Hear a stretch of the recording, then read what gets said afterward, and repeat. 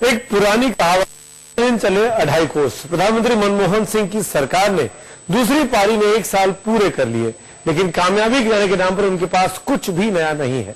जनता के लिए यूपीए सरकार की तरफ से पेश किए गए रिपोर्ट कार्ड में विकास दर बढ़ाने की बात तो की गई है, लेकिन महंगाई का कोई भी हल वहां नहीं दिखता।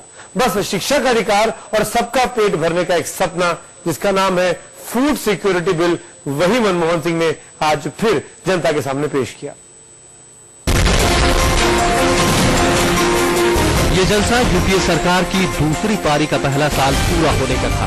अब सरकार के कामकाज का जनता हिसाब मांगे, उससे पहले ही प्रधानमंत्री मनमोहन सिंह ने जनता के लिए यूपीए सरकार का रिपोर्ट कार्ड जारी कर दिया।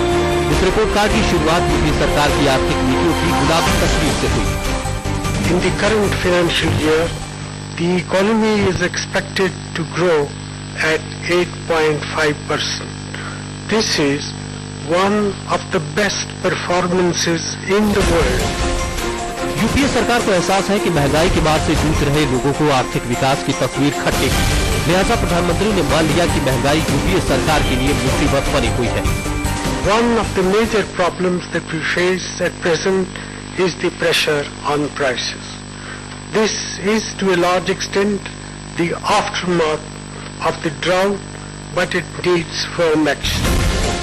लेकिन इस बात की क्या गारंटी है कि महंगाई पर सरकार काबू पा ही लेगी।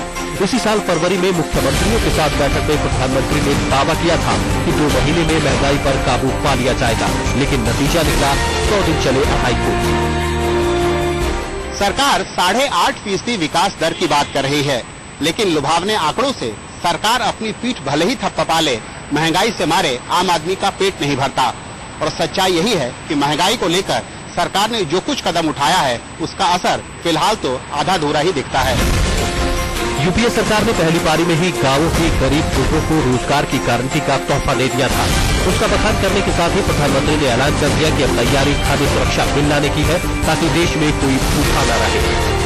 The food security bill is under preparation and it is proposed to place it in the public domain for scrutiny and wider consultation. प्रधानमंत्री ने यूपीए सरकार की कामयाबी के कई पन्ने पलटे, लेकिन सबसे खास माना शिक्षा के अधिकार कानून को। The Right to Education Act is a historic step that will give every Indian child the means to become productive, responsible and active citizens of our country. अब राज्य सरकारें रोती रहे कि 6 से 14 साल की उम्र के सभी बच्चों को पढ़ाने के लिए बुनियादी ढांचा कहां से आएगा।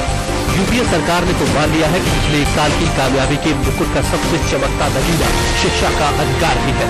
सुमित अवस्थी के साथ बालकृष्ण, दिल्ली आज तक।